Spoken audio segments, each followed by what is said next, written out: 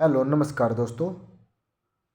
मैं अमित कुमार आप सभी का आपके अपने YouTube channel the brain education पर हार्दिक अभिनंदन करता हूँ।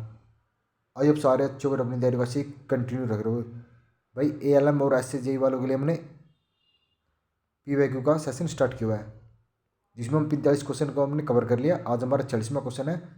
46वां क्वेश्चन क्या है? एक गैल्वेनोमीटर को एक एमीटर में रूपांतरित किया जाता है। तो भाई एक गैल्वेनोमीटर को एक एमीटर में कैसे रूपांतरित किया जाता है? तो इसके समांतर में प्रतिरोध जोड़कर। एक लेड एसिड बैटरी में ऊर्जा संग्रहित होती है। तो लेड एसिड बैटरी में ऊर्जा कैसे संग्रहित होती है? तो ये रासायनिक ऊर्जा के रूप में। चालक का व्युत्क्रम कौन सा होता है? तो प्रतिरोधक चालक की व्युत्क्रम होती है। सागौन की लकड़ी पर टीआरएस केबल बैटरी वायरिंग की जाती है।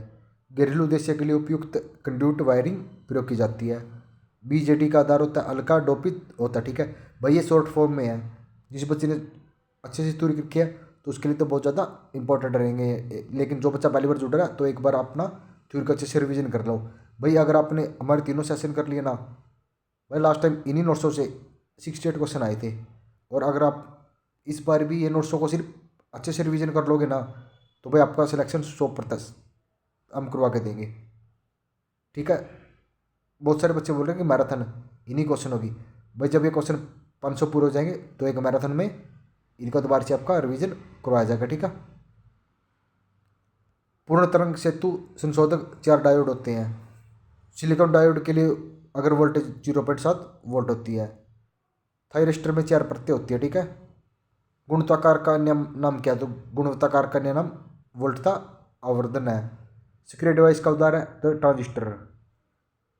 फीडर सूक्ष्म प्रयुक्त रिले है, ट्रांसले रिले है।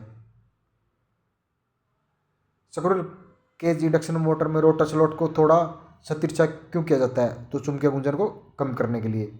भाई पीडीएफ के लिए the brain education Telegram channel join करने वहाँ पर इसकी पीडीएफ आपको मिल जाएगी। समांतर सर्किट में समांतर प्रतिरोधों को एक सर्किट से हटा दिया जाए तो कुल प्रतिरोध बढ़ता है। प्रति फेज आर मेजर स्लॉट की संख्या के रूप में परिभाषित की जाती है। तो ये पोल पिच को किया जाता है। डीसी जनरेटर में पोल स्विच का उद्देश्य है फील्ड कॉइल को सहारा देना और एयर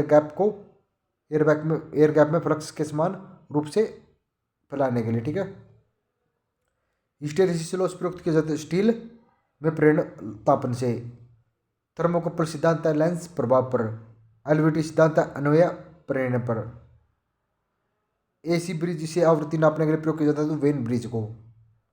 गॉस का नियम लागू होता है तो गॉस का नियम केवल पॉइंट चार्ज पर, अनचार्ज लाइन पर और चार्ज अंत शीट के लिए और समान रूप से गोलाकार सेल्स के लिए लागू होता है। इन चारों चीज़ों के लिए गॉस का नियम लागू होता है। थर्मल रिले सिद्धांत है तो ये उसमें प्रभाव पर। इंसुलेशन का प्रतिरोध मापना मैगर का उपयोग किया जाता है जो सबसे उच्च इंसुलेशन होता है। मर्करी आर्क रेफ्रिजरेटर में एनोड सामान्य तौर पर ग्रेफाइट का बना होता है। कांस्टेंट में शामिल होता है तांबा और निकल होता है। इलेक्ट्रिक ओवन बॉक्स में हीटिंग एलिमेंट एक मिश्र धातु है निकल और क्रोमियम की। वेव बाइंडिंग में समांतर मार्गों की संख्या कितनी होती है? 2 होती है। कितनी? 2 होती है। भाई हमारे 72 क्वेश्चन को हमने कवर कर लिया। अगर आपको भाई सेशन अच्छा लग रहा है तो भाई प्लीज़ लाइक शेयर कमेंट जरूर करना। ठीक है, और हमारे 3 सेशन चले हुए, एक तो चैप्टर वाइज एमसीक्यू और एक 10,000 हम एमसीक्यू आपको करवा के देंगे फुल डिटेल से। चलो मिलते हैं नेक्स्ट वीडियो में जल्दी ही। जय हिंद, जय भारत।